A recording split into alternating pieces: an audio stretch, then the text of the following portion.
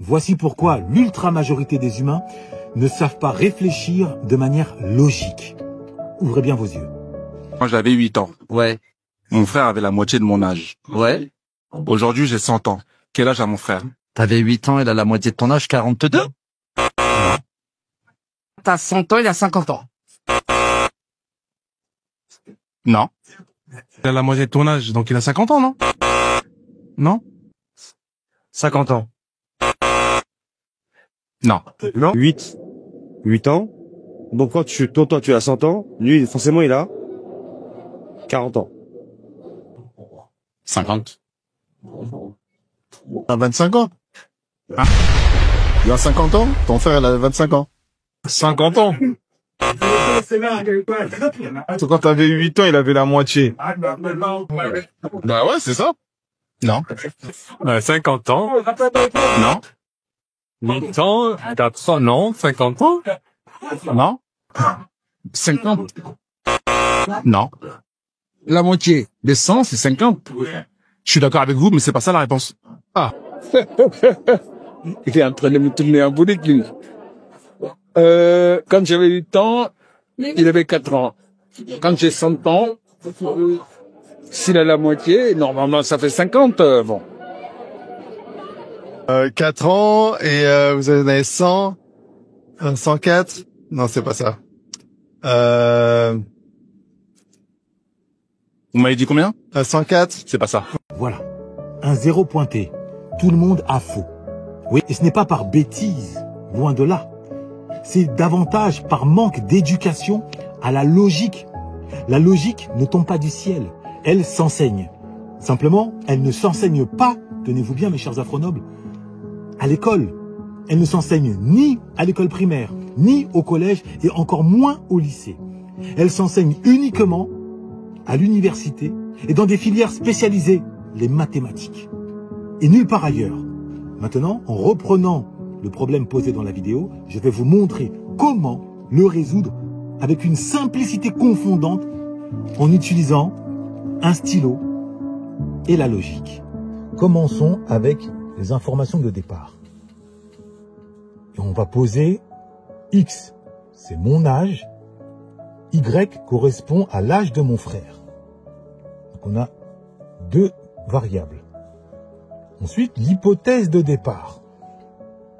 On nous dit que quand moi j'avais 8 ans, quand X égale 8,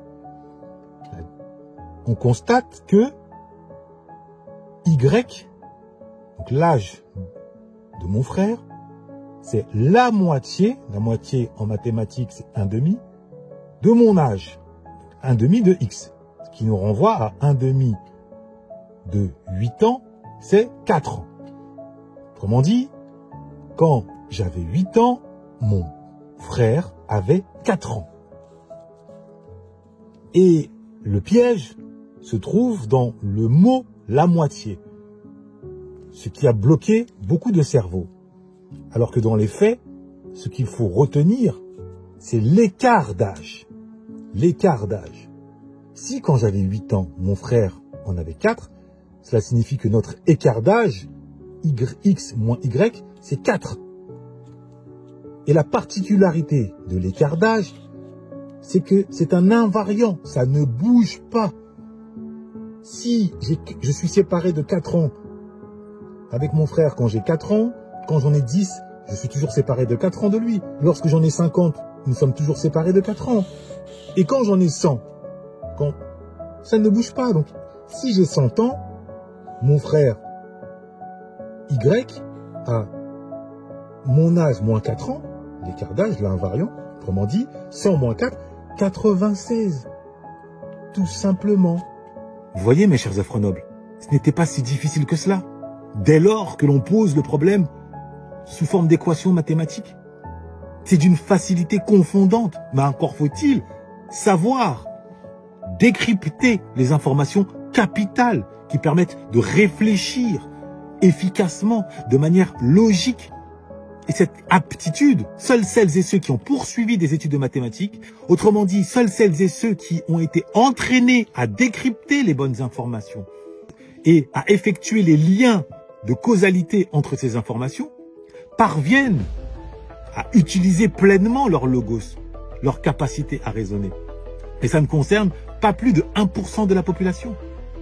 Et voilà mon métier, permettre à un maximum d'entre vous d'accéder à la maîtrise du raisonnement, à la maîtrise de la logique, suivant un certain nombre de règles qui s'appliquent et qui sont universelles, qui ne bougent pas. Mais encore faut-il les connaître.